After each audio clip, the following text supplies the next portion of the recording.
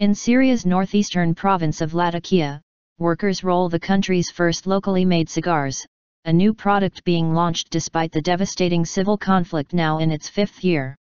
The workers are employed by Syria's state-run General Tobacco Company, which has decided to branch out into cigars in a bid to create desperately needed jobs and boost revenue. At the end of February, the company's Director General said the initiative would create some 1,000 new jobs in the country, which has seen its economy ravaged by the conflict. The company will start selling the products on the local market very soon and then begin trying to export to friendly countries, says Salman al-Abbas, the company's Deputy Director General. Syria's conflict, which began with anti-government protests in March 2011 before spiraling into a brutal civil war, has taken a massive toll on the economy and killed more than 215,000 people. Before the war, the General Tobacco Company was among the country's most prosperous state-run enterprises, generating millions of dollars.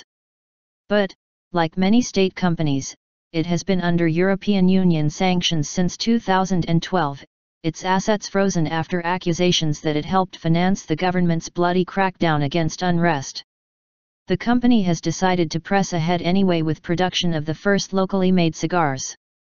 We decided to develop a new product without foreign expertise with the hope of supporting the economy, says Shadi Mullah, the plant manager, criticizing what he termed the economic war waged against Syria by the West. The project has been 3 years in the making, with workers learning to hand-roll cigars in accordance with international standards at the factory in coastal Latakia. The province is a stronghold of the government of President Bashar al-Assad, whose father was born in the region, and is a heartland for the Alawite minority sect to which the president belongs. It has been largely insulated from the conflict and is where the tobacco for the cigars is grown. Among those working at the factory is Ali, a woman in her 50s who wears a white headscarf. She began in 2011, in the early days of the conflict, and says it has taken 3 years to master the subtle art of rolling cigars. At first, I didn't even know what a cigar was, she tells AFP. One day, Hussam, an engineer here, said to us ladies, "You're used to making, local delicacy, stuffed vine leaves, so try to roll cigars the same way," she adds. But Ali says she went online to get additional tips, watching videos about cigar production in Cuba to pick up the best way to produce the luxury item. Boasting that the cigars will be 100% Syrian, Ali says 2015 is the best year of my life because it's the year that we announced the start of production.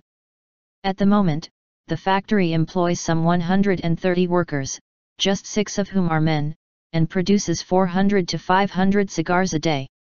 They are still in the testing phase, with part of production distributed to individuals who carry out taste tests and verify the quality. Ali and her colleagues work in a large hall under photos of Assad and his father Hafez, sorting brown tobacco leaves to be rolled. She can produce around 15 cigars on a good day, up from the 5 to 10 she was able to roll when she started.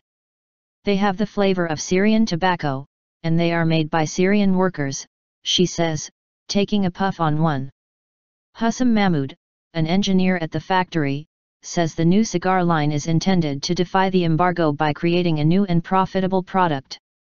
The company has yet to set a price for its cigars, which Abbas eventually hopes to export, as well as sell to wealthy local aficionados.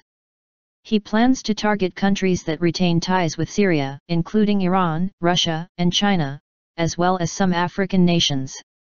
Mahmoud says the factory's cigars will be able to compete with the world's most prestigious brands, including from Cuba. Syrian cigars have a pleasant mildness, they're smooth, he says.